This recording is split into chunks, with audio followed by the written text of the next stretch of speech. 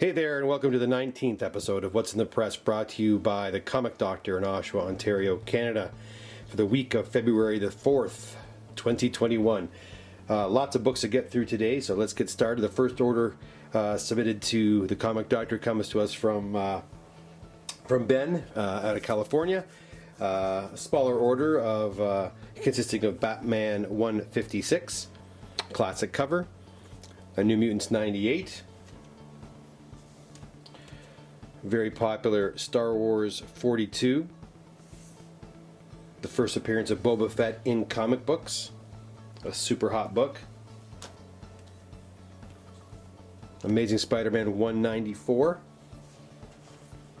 another popular book, and a hard book to find in high grade due to the dark cover, and a nice copy of Amazing Spider-Man 300. This one actually has an unverified signature by Todd McFarlane right there. Okay, so I'll put those off to the side. Move on to my next order, and this one comes to us from Sam, and Sam's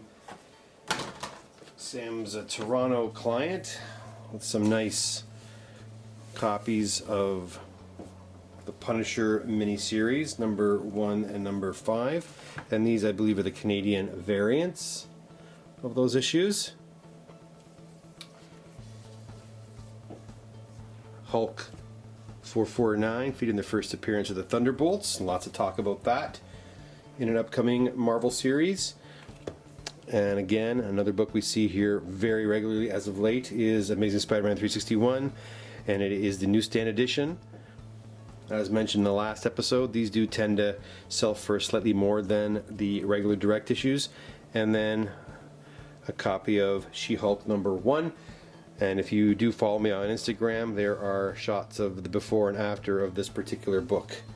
This one actually had some, I think, a dog bite right there, which I was able to reduce quite a bit. So moving right along, this is actually kind of fun. The next batch are my own books. I've never done that before on this program, and I've actually had some time to actually work on my own books, which is unbelievable because I rarely ever do. And these are going off to CGC next week. Again, sending my own books to CGC, that's an amazing concept. I can't actually believe it. So here we have New Mutants 98. That was a 9.4 that I cracked, and I'm going to try to resubmit that, and a 361.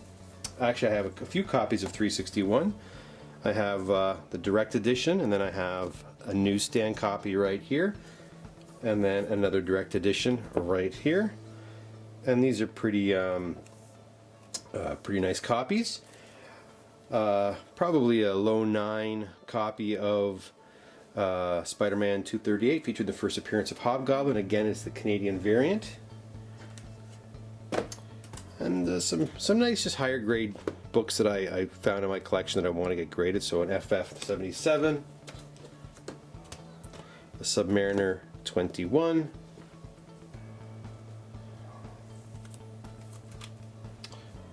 the Monster of Frankenstein number 2, the Monster of Frankenstein number 1. I picked these guys up at an auction actually out of BC, and I bought them. I hate buying books, off an auction with very small pictures or not with very detailed pictures, but they did look quite nice, so I went for it and bought them. They're not as high as I'd hoped they'd be, but they were still pretty nice, and they're rare books to find in this kind of condition, so I'm going to send them in and see what they come back as. And then a couple of nice copies of Doctor Strange number 1. I was starting to see this book actually pop up more in the office as well, too. Yeah, and then this here's a copy of Doc Savage number 1. I know it's still not a book that's popped or anything, but I just like the cover, and I got several copies in that auction that I was involved in. Just ignore that. I recycle bags when I send my own books into CGC, and yeah, so a nice copy of Doc Savage number 1. If that comes back a 9 or 9.2, I'll be quite happy with that. All right, so those are some books that I'm sending in. Next. Next we have, well, you all probably saw this on my Instagram page, a really nice copy of Teenage Mutant Ninja Turtles #1, and this one is a first print. This book had lots of problems. Again, if you do follow me on Instagram, you can see I put up extensive pictures of this one's before and after. These books do tend to press out quite nicely. I've done lots of these magazines over the last few years, and I'm always so impressed with how they turn out and how they respond to a good pressing. So yeah, I do encourage you to go to my Instagram page and have a look, and you can see the before and afters, and you can decide for yourself.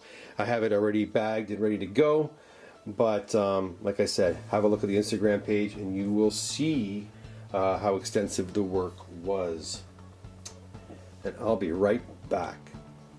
The next comic we have is Detective Comics 62. Now this is a very low grade comic that was submitted by Nader out of Toronto, and this book actually is featured on my Instagram account and on Facebook. So if you want to see before and afters of this particular book as well, head over to my Instagram account or come over and join me on Facebook, and you can see the before and afters. Now this is a very low grade copy. It had a misaligned spine, so I corrected that.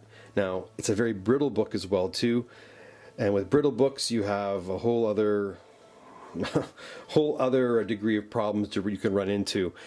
So I don't personally like to work on books that are this far gone, but Nader wanted me to take a shot at it, so I was very careful with it. I was able to realign the spine. It's going to present much better when slabbed in a case or a slab with CGC or CBCS.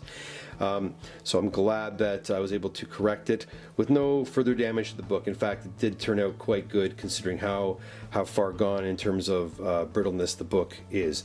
So thanks for your submission, Nader. Next we have some interesting pieces from Steve out of Toronto. Now these are not your general run-of-the-mill comic books. Steve loves to collect very hard to find comic books, historical books, and historical comic books, oftentimes with very political overtones and storylines. Here's the first issue of Creepy, or Eerie Story, from the editors of Creepy, #1.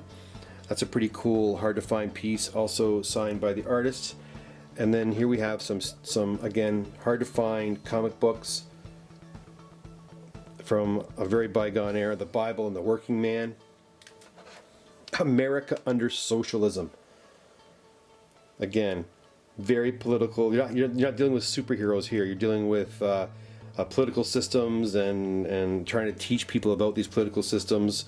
I guess the bad that can come along with it in the form of a comic book, right? Let's get them young. Let's teach them about socialism young and how bad it can be for America. Threat to Freedom. A picture story exposing communism. Again, very hard to find pieces. And Steve has got a very extensive collection.